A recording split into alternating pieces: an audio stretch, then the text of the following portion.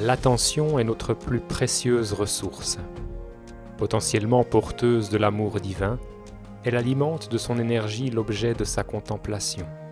Il convient donc de se demander où est-ce que nous voulons diriger notre attention. Là est notre plus grande responsabilité, celle de choisir à qui ou à quoi nous donnons notre énergie.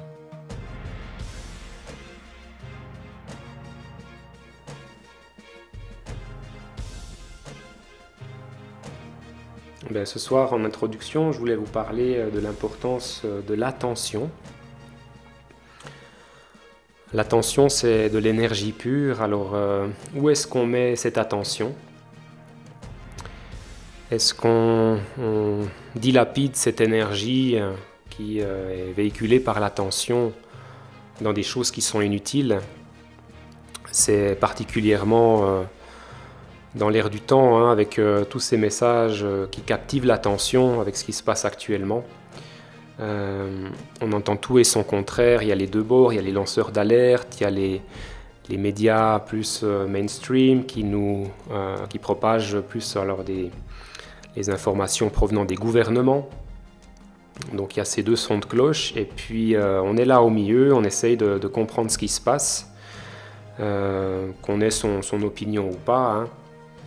Mais souvent, alors, quelle que soit l'opinion qu'on a, on est dans le même piège, c'est-à-dire qu'on tourne toute l'attention vers ces choses-là et on se laisse disperser.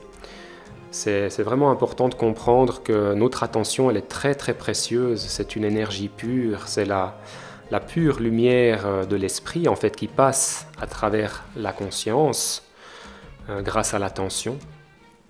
Donc voilà, où est-ce qu'on met cette attention? Est-ce qu'on la met sur des choses qui participent véritablement à notre épanouissement? Est-ce qu'on la met sur notre corps? Ou est-ce qu'on la laisse être absorbée par des choses complètement superficielles?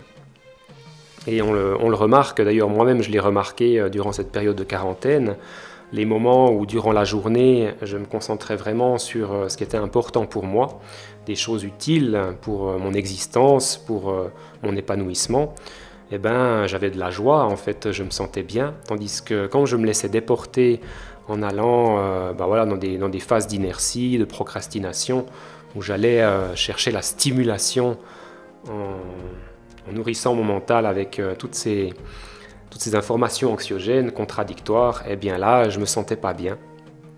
Je sentais que voilà, je commençais de perdre mon énergie, d'être aussi moins bien dans ma conscience, moins centré, plus facilement en proie à de l'agitation.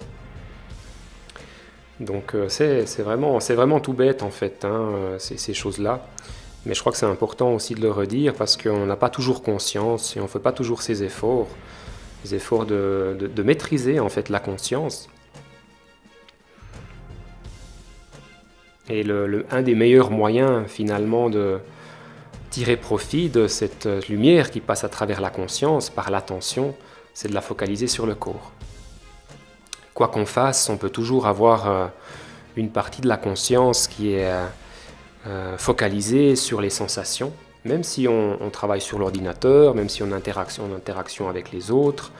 Quoi qu'on fasse, qu'on soit en train de manger, qu'on soit en train de prendre sa douche, qu'on soit en train de faire des activités ménagères, eh bien, on peut avoir une partie de l'attention totalement focalisée sur le corps.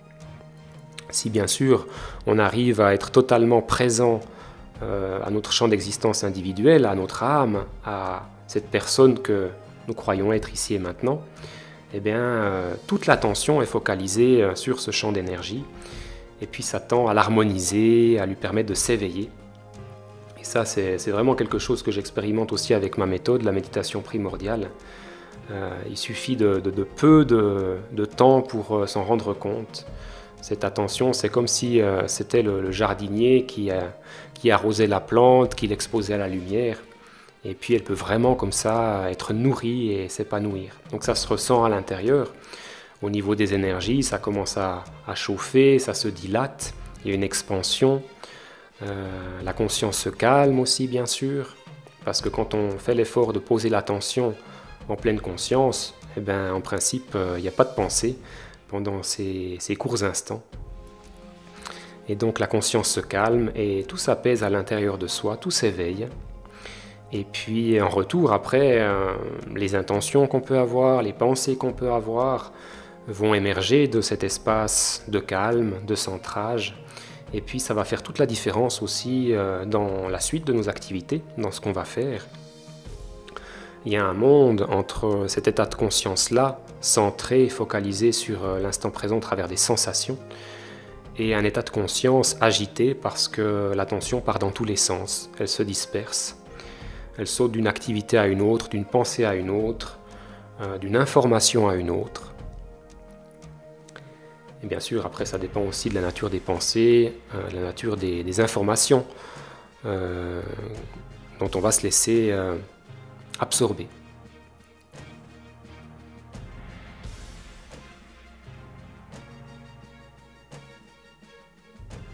Et oui, ça dure, et on est fatigué, d'autant plus justement qu'on se laisse parasiter par toutes ces sources d'informations. Je pense qu'à un certain niveau, c'est le but aussi, hein, de maintenir l'attention de l'être humain. Je pense qu'ils savent très bien, en fait, le système sait très bien quelle est la valeur de l'attention, l'énergie qui passe à travers l'attention. Donc, ils savent aussi très bien que si l'être humain, dans un effort de conversion, tourne cette attention vers lui-même, ou vers tout ce qui participe en tout cas à son épanouissement, eh bien, il va s'éveiller. Et en s'éveillant, il se libère. Il se libère de ses conditionnements, il se libère aussi des modes de fonctionnement formatés, il se libère d'un besoin de compensation, il se libère d'une tendance à consommer pour se sentir exister, etc. Donc de ce fait-là, le système ne peut plus le manipuler. Et c'est aussi, donc c'est là où je voulais en venir, c'est aussi pour ça je pense que le système a tout intérêt à captiver l'attention de l'être humain.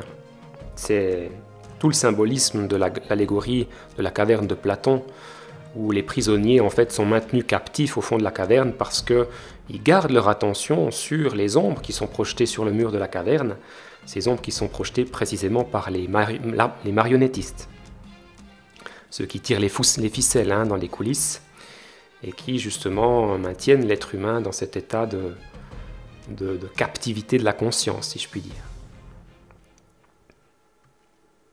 Et on a le choix, en fait, c'est notre véritable pouvoir, qui est aussi une grande responsabilité.